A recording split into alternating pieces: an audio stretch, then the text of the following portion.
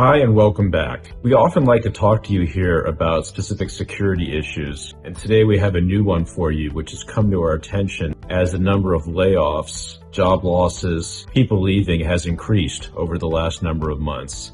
This has especially been heightened by the large number of layoffs we've seen in the tech industry.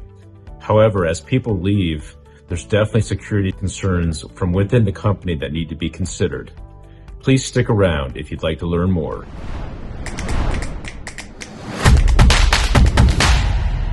In this period of heightened tech layoffs, all you need is one bad apple to inflict a lot of harm on your organization. In a lot of cases, employees start looking at ways that they can take company data or harm a company even before the layoffs begin. They sense that things are potentially going south, and they look for ways that they can get leverage. In fact, recent studies show that up to 12% of employees take sensitive data from companies. So given that layoffs at some point are a reality, the question is, what can you do to minimize the risk of layoffs, whether it's loss of data or harm to your organization? Well, I'm going to give you a list here of various things to look at and how you can focus on these to minimize risk. The first item to focus on isn't even about security at all. It's about the company culture and showing empathy and respect for your employees. If you can show that you're a company that really cares about the employees, then the risk of having insider threats affect your company assets become minimized. It's not going to eliminate it, but if you get the employees on your side, they're probably going to think twice about doing something damaging to your organization.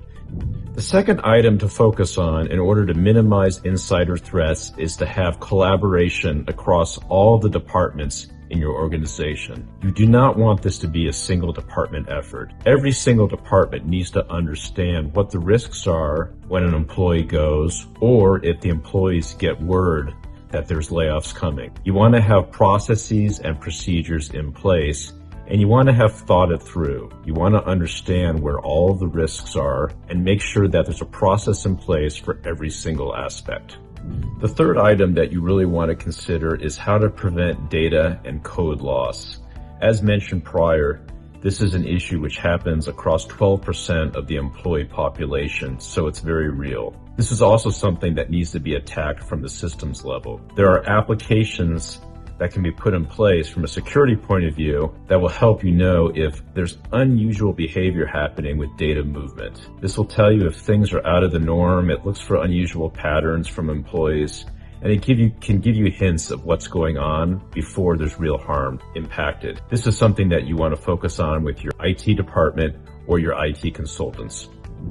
The fourth item to pay attention to are dormant accounts. So often we see companies that let employees go, but there's no process or procedure in place to deactivate accounts once those employees have left. This is generally because they do not have a dedicated IT person, their IT procedures are not well established, or they don't have an outside IT consultant. Dormant accounts are a real issue because these can be leveraged both internally or externally by hackers to steal information or get into valuable systems.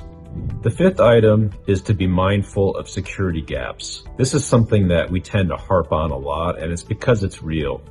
Putting your head in the sand and not paying attention to security is a huge issue because there's so many potential risk factors out there. You want to regularly evaluate your security risks, whether it's via penetration testing or vulnerability scanning, and try to figure out where you can tighten things up. If you don't have security policies and procedures in place, and you don't have a security consultant, your organization is at risk. The sixth item is you really need to think about business continuity when you let people go.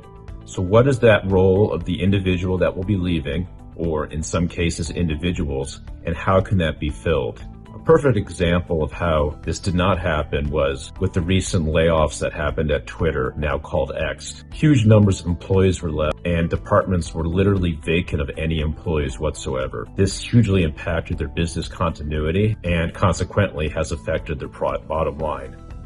Apropos of number 6, which is item 7, is to consider a gradual offboarding of employees.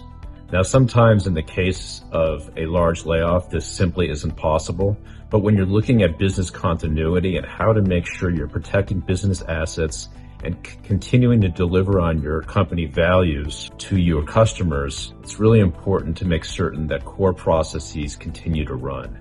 So by doing a gradual offboarding process, you can make sure that things happen more gradually. Finally, last but not least, is to make sure that all of your core business processes are well documented and spread across multiple individuals. You do not want to have all this information in the hands of one individual because that puts you highly at risk. So you do want it spread out. You want it documented wherever possible. Of course, there's risk factors to this in that information can be given to people that really shouldn't have it. So you need to think about who that information is spread across. But it's important it's not all in the hands of one person.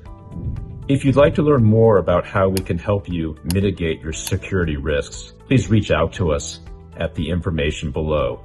And if you like what you heard today, please subscribe to our channel. Thank you very much.